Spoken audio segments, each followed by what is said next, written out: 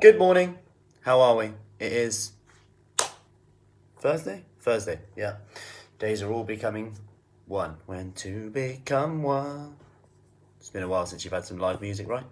So, anyway, I want to talk about something that came up in one of our coaching rooms yesterday. So our coaching rooms is in our Fit for Life and Kickstart program. People can just come into our coaching room.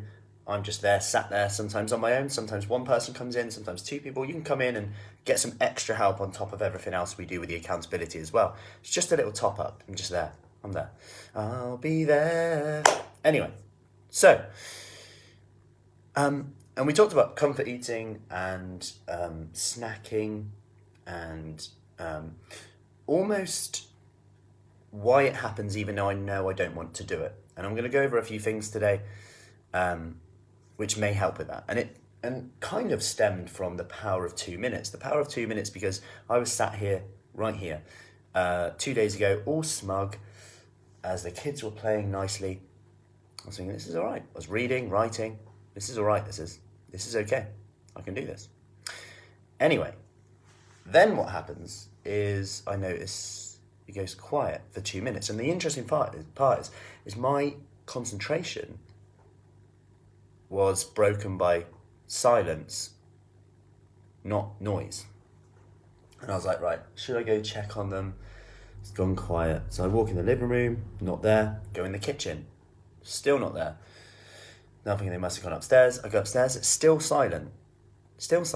And I'm thinking, okay, where are they now? Where are you at now? Where are you at now? Then I hear a little voice walk around and they're dressing themselves up as dinosaurs using makeup on a bed with white sheets. So anyway, my point of this is in that 2 minutes, that was enough to completely break my concentration and interrupt what I was doing, okay? And I'm going to bridge in now. You might be thinking, like, what's that got to do with comfort eating, cravings? But when you think about things that you do and you don't know why you did it, you just did it, you didn't even want to do it. There's many reasons why this could be, number one. And number two, I want to go through some of them and know that this isn't an exhaustive list, okay? This isn't an exhaustive list here. So number one would be, you may not actually be eating enough in a day. So you may not actually be eating enough in a day, okay? Now, this comes up a lot, and a lot of this is actually, in my opinion, from, if you look at traditional magazines and, media, especially towards women, it's eat as little as you can, lettuce leaves at lunchtime, and run as much as you can, burn as many calories, deprive yourself as much as possible. Like, this is a real problem, and it's kind of embedded in us. And then what often happens when it comes to cravings, maybe you need more dopamine to feel better. We're then hungry in the evening, plus, so that's a physiological response, plus we've got a psychological response in that maybe it's the only time we've sat down, maybe it's the only time we've got some time to ourselves. This then comes into it, and then we're like, oh, okay, actually, I've got physiological hunger, I'm actually hungry, then I've got highly palatable foods around, I've now got time to just sit there and be, okay? So there's all these things coming in now. There's all these parts coming in, and now it's becoming a question of, can I just increase my meals a bit?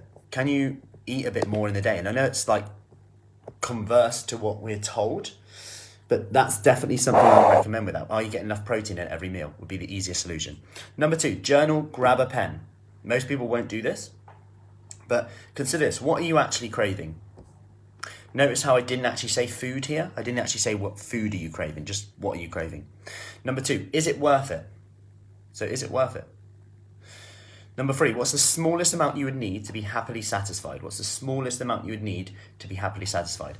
The reason I ask that is that most people don't actually know. So if you don't know how much is actually going to satisfy you, how are you going to know when to stop? How are you going to know what's good? How are you going to judge it? And the problem is we go into failure mode. And then there's no difference between saying, okay, I've had a chocolate and that's a part of my plan, compared to I've had a chocolate, I should be disappointed, I failed. Number 3, I just eat at the thought of having to diet to lose weight. And this is a really interesting one because, again, you've got to question that voice in our head that is saying all these irrational things, because the truth is, what is it that you're trying to do something too quickly? And I speak about this a lot, and in our book as well, always kind of referring to this in our Kickstart book. In our research, people who focused on simply losing the next 5% succeeded in 97% of the cases. People who focused on losing more only succeeded 40% of the time. Focus on the next 5%. Maybe we need something a little bit more manageable, and you'll be surprised at how much, if you're consistent with it.